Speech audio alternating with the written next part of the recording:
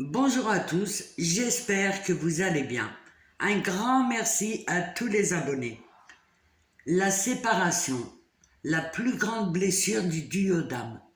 Bien entendu, il y a toutes les blessures de l'abandon, humiliation, trahison. Dans un duo d'âme, pour moi, en tout cas, je vous explique ma manière de voir la chose et prenez ce qui résonne en vous. Dans le duo d'âme, il y a toutes les blessures à guérir, l'injustice, la trahison, l'humiliation et toutes ces blessures-là. Mais la plus grande blessure pour moi, elle se fait au niveau de la séparation, parce qu'elle est sur deux niveaux. Le yin, on a dit qu'il détient le subtil, il détient l'intuition, il détient ce qui est plus haut. Tandis que le yang, lui, il détient la matière, le concret, il est ancré.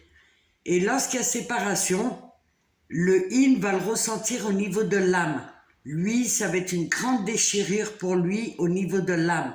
Tandis que le yang, lui, ça va être plus dans un premier temps au niveau corporel, au niveau matière, physique.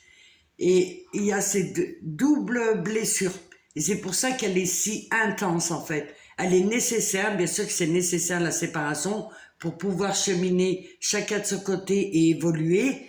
Mais pour moi, dans un duo d'âme, je parle bien dans un duo d'âme, c'est la plus grande blessure. Parce qu'elle est double. En fait, cette blessure, elle est originelle, on va dire. Et, euh, et tout le travail du yin, comme lui, il est séparé au niveau de l'âme, il est dissocié, ce que je vous avais expliqué. Comme il est dissocié, lui, c'est de retrouver son yang au niveau matière, au niveau physique. Il faut qu'il l'intègre en fait. Tandis que le yang, lui, il va falloir qu'il se connecte, lui, plus à un niveau subtil, un niveau spirituel. Et c'est de là quand le yang va concrétiser sa spiritualité, il va plutôt l'intégrer, sa spiritualité. Et le yang, il va intégrer la matière, le fait d'être dans le réel et plus dans les rêveries. Là, les choses pourront s'assembler et se coller. Voilà comment je vois la chose.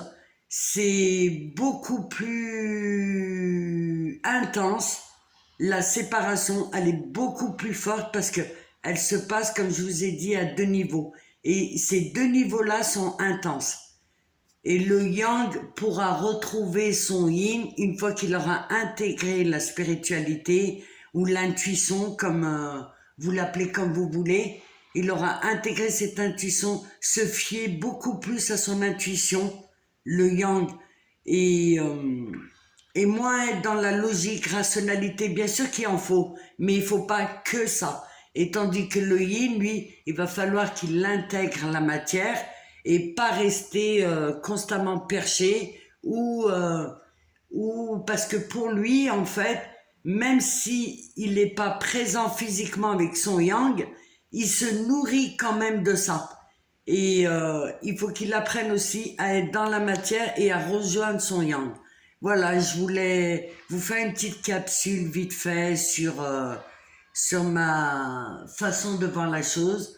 Dans tous les cas, je vous remercie pour vos commentaires, je vous remercie pour vos likes et comme d'habitude, je vous dis à très vite.